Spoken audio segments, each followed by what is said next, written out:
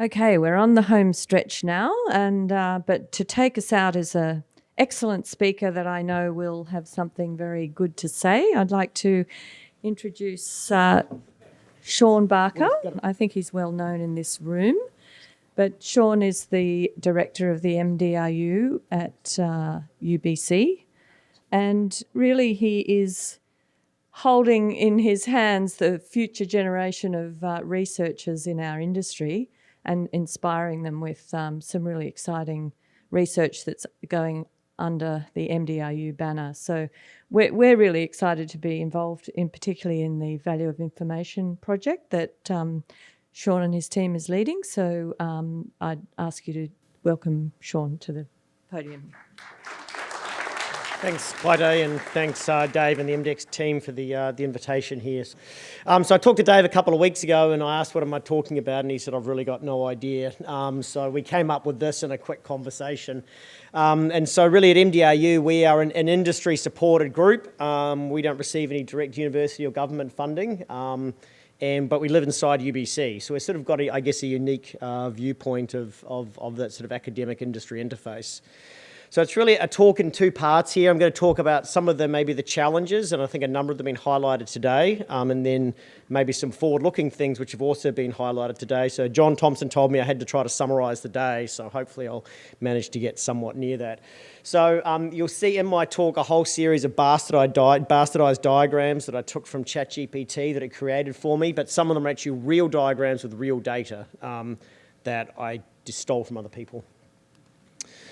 So you all know the story. Kevin talked about this earlier. There's really little doubt that discovery rates are falling, and we clearly have challenges for all the reasons that have been highlighted around, particularly some of the technical challenges around trying to successfully find new deposits at depth. So I won't harp on that point. Maybe we'll leave it a few times for questions. We'll get to the pub a little quicker. But you know, I think we all know that sort of that discovery story.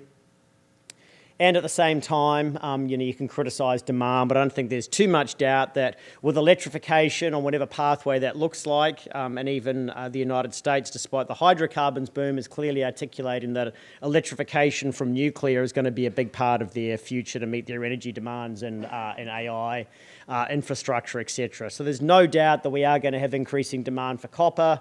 And of course, I think you can really probably, supply gaps never actually exist. We always fill them, but, we can see these projected demand curves and the anticipated supply coming online. I think this is a 2024 International Energy Agency report, really, sort of suggesting significant shortfalls of copper over the next 10 years or so. So I suspect we'll just be increasing the price and lowering our cut-off grades and figuring out how to leach better, but we are going to have challenges in front of us. We also aren't really doing any better. So this is the one slide from our Value of Information project. If you're interested in coming, we are running a session on Wednesday afternoon at 3 o'clock down at Roundup. But these are some of the results that Haroon has been putting together following on from a study that Andrew Gillies, who did a PhD at UBC with John Steen, did. And Haroon has been assessing impairment charges reported on the TSX as well as looking at underperformance. And what we see over the last 10 years or so since Andrew did an earlier report is that impairments related to technical failures are just as bad as they were in the previous 12 years. So despite all the new technology, all the AI coming along, we are just as bad at our jobs as we have been for the previous 25 years. So we aren't really getting any better at this as an industry. And we clearly have workforce challenges upon us. You've probably heard about the grey wave. I went off and ChatGPT helped me summarise these stats. It's actually pretty good at helping you with tools like that. So we helped me pull this from the Canadian government website, the previous, I think, 2021 census. We must be due for another one this year. Looking at the workforce distribution. Now, these are slightly asymmetric bins, so you should always read the actual graphics here. But, there's really very little doubt that we have an ageing industry in Canada and an ageing industry throughout the West. And luckily, the Mining Industry Human Resources Council in Canada is better at making graphics than I am. And you can see here the balance and shift in the workforce compared to younger people coming into the industry. So we clearly have some challenges with what our future workforce looks like. And if we think we can AI our way to autonomous trucks, I'm pretty sure we can. But other things, we're not going to replace people quite as easily. If we look at some other stats, and this is real data, this is put together by, I think, the Canadian Geosciences Heads of Department. A survey goes out every year, and they get mostly filled in. So the one you care about, this is the environmental science curve, so ignore that one. This is the one we care about. This is the technical people. And we can see here we peaked around 2014, and since that point we've had about a 40% decline in geology, geophysics, and geological engineering. And we'll have a zoom in here. This sort of gets hidden by the undergrad curve. But one of the interesting things, if you zoom into, this is the graduates down here, so obviously lower numbers. If we zoom into that, and hopefully my little zoomy thing will work here. There we go. So if we zoom in and you look at this, okay, so this square, these here are PhD completions in geology, geophysics, geological engineering. These are MSc completions. So you can see that MSCs are essentially static or slightly down on where we were in the early 2000s, but PhDs have almost doubled. And really what this means is that we're generating more and more specialists into the industry or into earth sciences anyway, with deep training, which in principle is probably a good thing. We're getting more highly trained people coming out. But you would also argue that MSc grads, and I look at people that I talk to, a lot of people who are leaders, particularly in junior companies in Vancouver, MSc grads. It really is sort of the engine room traditionally of particularly Canadian junior exploration or master's grads. And ChatGPT also helped me write script to do this, so take it like you will. I could have got Nick Williams to help me can actually write code, but ChatGPT helped me write this. So I said, there's always been an anecdote that the high-impact academic journals, so here Nature and Science, have sort of stopped publishing mineral-related papers. And, it's always been anecdotal, so ChatGPT wrote me a script, and you can have a look at what I did there. But we went off and basically searched for paper titles that could be related to mineral deposits and tried to exclude sort of, lithium battery papers, etc., by putting in some smart terms. And you can really see there has been a precipitous decline in papers related to mineral deposits, with perhaps a very slight uptick in Nature, but Science has still been discriminatory bastards. And so really, if I'm a dean or a university president and I tie myself to high-impact science, which is Nature and Science papers, then my earth science and mining engineering departments are clearly disasters because they don't publish in those journals because they're not good enough to do so. Or perhaps the editors of these journals have decided that minerals and mining are kind of a dirty topic and we'd rather not put them in front of people, which I think is more likely than we're all terrible at our jobs. So if we put this all together, these are, I think, interlinked problems, which probably actually have some central causes. So we clearly, as Dave said this morning, a pretty significant geopolitical mineral supply challenge. We clearly have, as Anne really nicely pointed out a minute ago, we have a big problem with the workforce in the West, but not the rest of the world. And we have declining discovery rates, and arguably mining performance is getting worse over time as well. Simultaneously, academics have decided we don't really value minerals-related research because we don't put them into top journals, and we don't value the training. And that's why we've seen, particularly in Australia, they've absolutely rooted their earth science departments in Australia over the last 5 years since COVID hit. A massive hit, and also in mining engineering departments. So we're getting fewer and fewer people being trained. We tend to see more and more specialised academics coming into our departments. We hire the people who are the best, they're doing cutting-edge research, but those cutting-edge people may not actually know all that much about rocks in general. They're very good at modelling, they might be great at doing thermochronology, but they couldn't figure out the difference between a granite and a basalt. So that could be a bit of a problem for us. And at the same time, we have simultaneous, I think, industry, I've sort of heard about this today, industry chasing silver bullets and innovation. It's looking for essentially sugar or easy wins, and Brigitte talked about the hype curve. But with this, really what is the question that comes along with it? And we sort of had some of that discussion around some of the core scanning stuff today. All right, so what are we going to see? Well, obviously, we've got more and more specialists coming into the industry and more specialised training. It's likely you've got very smart people that you're going to be hiring who may not know all that much around any of the individual sub-disciplines that they're not specifically trained in. And so we're going to have to generalise and expose those people to lots of different stuff. And industry, I think, used to be pretty good at this. When I graduated my PhD, a while ago now, in 2007, there were posters all over the walls at ANU from a whole bunch of petroleum companies and mining companies and grad programs. And when the GFC hit, most of those companies killed those programs. And from what I can tell, a lot of companies still haven't brought them back into full force again. And I think that's going to be a big problem. And Anne pointed out to me, this is probably nothing new, but the younger generation are likely to see increased responsibility. So this was a good ChatGPT graphic. It wouldn't quite do what I wanted it to do, but I was trying to point out that that now we're sort of going to be sitting somewhat above our experience knowledge the whole time. So if we're going to have deeper specialisation, there's more and more PhDs coming out, they're going to need cross-training, and the question is who's going to provide the experienced cross-training to those people? So we're going to need generalists and we're going to need specialists, and those people are going to have to be able to work together and perhaps talk to each other. And I'm not sure about you, but if you go talk to an engineer, it can take a while to get onto a similar, language translation. Luckily, just like we've now got, Apple AirPods that you can go to France and understand what people are saying, we actually now have large language models emerging, which I think are going to be really impactful for enabling us, both generalists, who if you don't know very much about a topic like I didn't know how to extract code from this Crossref thing, I could very quickly have ChatGPT write me some code to extract some knowledge that previously I probably would have had to have gone to someone good at coding and begged them to write me some code to do this. So it enables generalists to access specialist knowledge easily. And for specialists, it also means you can potentially access broader context. So I have some things that I'm good at. I'm a specialist in some regards. And so when I was looking up some specific information around sensing technology and some of the challenges I think we had, I asked ChatGPT, what other disciplines deal with this type of problem? And it actually came back with really interesting analogs for what I was trying to solve. So it enabled me to sit there and say, okay, this other discipline uses a totally different set of language, but they're actually facing similar challenges, just with different words. But as if I was just keyword searching for my language that I understand, I never would have found those adjacent disciplines that were interesting. So I think this is going to be a massive part of our future work practice. And we had the question before, what does adoption look like? Well, LLMs are adopted and everyone's using them all the time. And I think most of us know there are weaknesses and there are problems, but I think a lot of us are getting a huge amount of value out of them. And adoption of ChatGPT took all of about 25 minutes for most people, like, oh my God, this is going to be useful. And yeah, there are problems. And when it said, we have potassic minerals like albite in a porphyry system, which was the first test I did, I was like, okay, maybe this is going to have some problems. But now you Google that again, that problem's disappeared.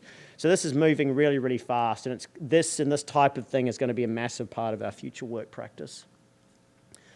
We've already had some conversations today about sort of the AI readiness. I think Uwa asked some comments, where is everyone? Everyone's like, yeah, we're at the start of the path for the most part. So I think people are dabbling. From what I see in industry, a lot of the problems that we have with things like core sensing and core scanning is our data systems aren't set up to handle them. So a piece of data comes in and gets stored in a database somewhere, and then another part of the company can't actually tap into that database. They can't access it. It's not giving them predictions. You ask for the data, and they'll export an Excel spreadsheet and email it to you. It might be a little large for that, but it's the equivalent thing. The data doesn't flow easily. So we're going to have to meaningfully set up our data platforms and our people platforms to enable us to connect data. So AI is not going to replace judgment or experience, but boy, does it increase the speed with which we can do things and look at pattern recognition. And it will allow us to recognize good things. And for anyone who's played with something like ChatGPT, which most of us have, it's pretty amazing. You can end up down some rabbit holes and learn stuff. You can also end up with some really bad places pretty quickly. As I think other people know, I was realizing I didn't have any bios for my short course tomorrow. I was like, oh, this is great, just look it up, it'll find all the people for me. Well, Regina, you'll be pleased to know you're an experienced exploration geologist with decades of exploration experience.